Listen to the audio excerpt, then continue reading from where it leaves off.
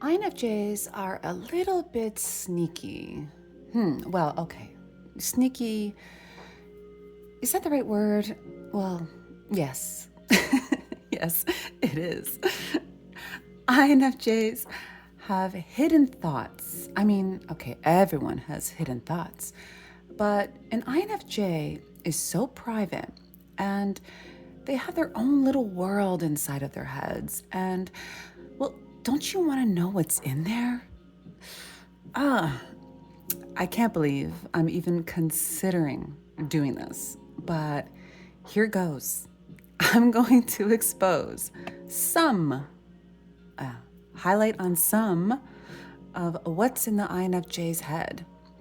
The things they don't talk about. The stuff they decide is best left unsaid or unknown. Sorry, INFJs. I won't tell everyone everything, don't worry. But no promises for the future videos. Okay. Let me hook you in, okay? INFJs are obsessive. You know how INFJs are passionate? They light up when talking about something they're interested in. They can come off as quite subdued on the regular, but if you hit the right topic, boom, they come to life. You ever noticed that? I've noticed that. But guess what? In their mind, there's more. There is always more with an INFJ. They keep the really interesting stuff hidden away in the back. Yeah, you need an access card to get to it. You gotta earn that access card. But as I was saying, INFJs aren't just passionate. They can be obsessive. Maybe about a person, maybe a project, a personal goal. Maybe they're obsessive about, I don't know, their nails, their hair. Maybe they're OCD with how they keep their house. Either way, somewhere in there, there's an obsession. Make no mistake about this. INFJs have a lot of energy floating around them, within them. It's got to go somewhere, right? And, well, there you have it. A perfect breeding ground for obsession. But to the outside world, oh, no. They won't show you that. It will present as a passion at the most. They will hold back the few details that would bump their passion into obsession category. You'll never be able to distinguish. Like, you'll never be able to see. They'll make sure. They're so crafty. They know what to say. INFJs, they know what not to say also. Like, you're never gonna know unless they want you to know. But no, you're not gonna know nothing. And I don't blame them. No, I don't. Because an obsession is like, I don't know, it's so juicy, right? I don't know, it's too good to share, isn't it? I don't know. Anyways, guess what else you have no idea about when it comes to an INFJ? Their greatest fears. Now that I think about it, maybe one of their greatest fears is someone finding out about their obsessions. Or finding out that they're an obsessive person. I mean, that's a bit of my fears, but anyways. Yes. INFJs have fears that they're not about to tell you. Definitely not the biggest ones at all. They will never reveal that. And why would they? I mean, couldn't you just use it against them? And wouldn't it expose them too much? I sure would, right? And you know, what the hell? I mean, the INFJ is mysterious. And you know what? The INFJ likes being mysterious. It's not, and here's the thing, they don't like being mysterious just to be mysterious. No, the INFJ just likes what comes with being mysterious. No, that's not the right wording. They just like the fact that not everyone knows everything about them because they just don't want to expose all that. So naturally, they're mysterious. But, anyways, one of the things definitely is their biggest fears. An INFJ keeps that kind of stuff under wraps. And I mean, what good would it serve anyone, anyways, right? But you know what? There is a caveat to this. I should mention it. The INFJ could share this with someone, but I'll tell you what. If they do, that means they trust that person big time. And that automatically falls into the category of you're pretty damn special. You must be really spectacular and just up on that list of people that, they never want to be without. That's for sure. Otherwise, you're not going to know. You're not going to know. Let it go. Okay. This next one is not going to sound good. Okay? It's not. But here it goes. The INFJ probably already has you figured out. They just pretend. They just pretend they don't. My gosh, just saying it sounds so bad. But whatever. It is what it is. Let's just be honest today, okay? Yes. They've probably sized you up. But honestly, it goes a bit deeper than that, okay? Forget about your favorite color, your favorite food. Although, you know what? Now that I think about it, these answers do tell me who you are on a deeper level, believe it or not. Yes, they do. Because everything is connected for an INFJ. It's about mapping, recognizing inconsistencies. And INFJ picks up on all these tiniest little pieces of information they get about you. Like, okay, for example, if you tell me that you're a super calm person and that also you aren't really into eating different kinds of foods, you kind of just keep it plain and, you don't eat spicy, you don't eat foods from like different cultures or whatever. And yet you tell me that your favorite color is red? I'm going to have to dig a little bit, okay? Because that just doesn't quite line up, does it? I mean, maybe it's all true, but I'm not going to be convinced now until I do an investigation. Yes, investigation's open. But, okay, back to the main point. When an INFJ has figured you out, you won't know it.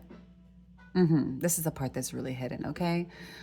They will still ask you questions, even though they feel they already know the answer to them. And there's a couple reasons for this, okay? Number one, they do it to confirm what they think. I mean, maybe, just maybe, the INFJ miscalculated, right? I mean, it's rare, but it happens to the best of us. So, we might as well confirm. So we'll let you go on and we'll ask more questions. And basically, we're just confirming if what we figured out is true. And the second reason, the INFJ just doesn't want to freak you out. Okay, that's all it is. I mean, if they told you off the jump what they have figured out about you, you could look at them as if they're a psychopath. Okay? Like, it really isn't freaky like that. I promise. Like, INFJs are not psychopaths, but you know what they kind of are. Like, okay, they're not. But I always say, like, INFJs are the people who would be amazing psychopaths. They just aren't, though, because the way their mind works, they can calculate everything so great and just, it's a little scary. But anyways, the bottom line is you will likely never know what an INFJ has determined about you. But they've determined it, and they know you better than you could ever imagine. And honestly, sometimes maybe even better than you know yourself. Who knows? It's not impossible. Okay. And another thing, you probably won't ever know if an INFJ can't relate to you. Like if you're in conversation with them, telling them about something or about yourself, they'll probably nod along, right? Invested in your words, looking like they're on the same page of the same book, but they're not. Yeah, they're just polite and they just want to have you feel comfortable and important and special. Or they're just soaking in what you're saying to build their profile of you, nodding along to encourage you and give you the more material to build with. Little psychopaths. But really, this all sounds quite underhanded, doesn't it? But the strange thing is, it isn't for nefarious reasons. INFJs are just wired this way, and there's no malice, like no hidden agendas. It's just their innate programming, and they just want to piece together who people are or what things are, or whatever it is. And they just like to understand things on a deeper level. So there you go. Like, this is what comes with it. And I should mention, a lot of times they can relate to a person, but only a part of them can relate. Like, I have talked about this before. There are so many INFJs inside of one INFJ, right? Like, so many facets to them. And yes, one of those facets can relate perhaps, but on the whole, maybe not.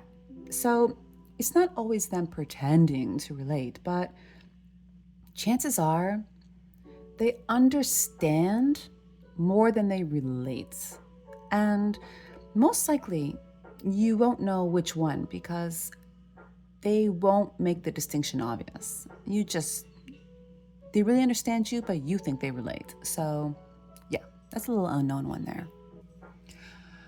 And oh man, I don't really want to end on a bad note, but this last one could be seen as negative, but well, it's not really negative, but it could be seen that way, yeah. A lot of INFJs, most INFJs I would say, feel that this life, like the 3D life that we're living in, it's meaningless. It kind of doesn't matter what the hell you do in it. It's kind of, I don't know, this is really hard to explain, but because it's so paradoxical actually, because everything that you do matters for an INFJ, how you treat people, animals, the planet Earth, I mean, all of that matters, but all of this around us, it is all bigger than us, and INFJs don't really have confidence in humans. INFJs feel like humans, this life, how it's lived in general, is just a lost cause. And they won't say it because they don't want people to stop trying, actually. And they don't want to be the reason that everyone just gave up, Because what if, by pure magic, right? Pure luck or the grace of God, what have you, the human race actually makes a turnaround for the better against all odds, Like the INFJ doesn't want to be the reason that didn't go through. So they're not going to be the ones to say it. But honestly, they're not holding their breath, okay? And really, this is all very heartbreaking for the INFJ. And yeah, they really wish it didn't have to be like that. And maybe that's part of it. I don't think that an INFJ ever really shows people just how heartbreaking it is for them that just kind of what we've made out of this life. I mean, like all humans, collectively, what we've made out of this life is just so subpar. I mean, we are so capable, and I mean, don't get me wrong, like we've achieved a lot. Like, holy crap. When you really think about it, we've come a long way. But in the other things that really truly count, the things that, the non-material things, in terms of love and compassion and, all those kinds of good things. No, we suck. Yeah, humans suck. And I don't know, they're kind of heartbroken about it. I really hate to end on this note. I wish I had another one. Is there another one I can end on? Let me think quickly. No. It's too much pressure. I can't come up with it that quick. I'm not that good. But hey, maybe you can come up with something, okay? Maybe you can come up with like a good, nice one. And you can put it in the comments and we'll just pretend like we ended on that one, okay? Help me out. But anyways, like and subscribe, guys, and let me know below anything that you think I should know, okay? Have a good one, and I'll see you guys soon. No, I won't see you soon. You'll hear from me soon. Yeah. Okay. Adios.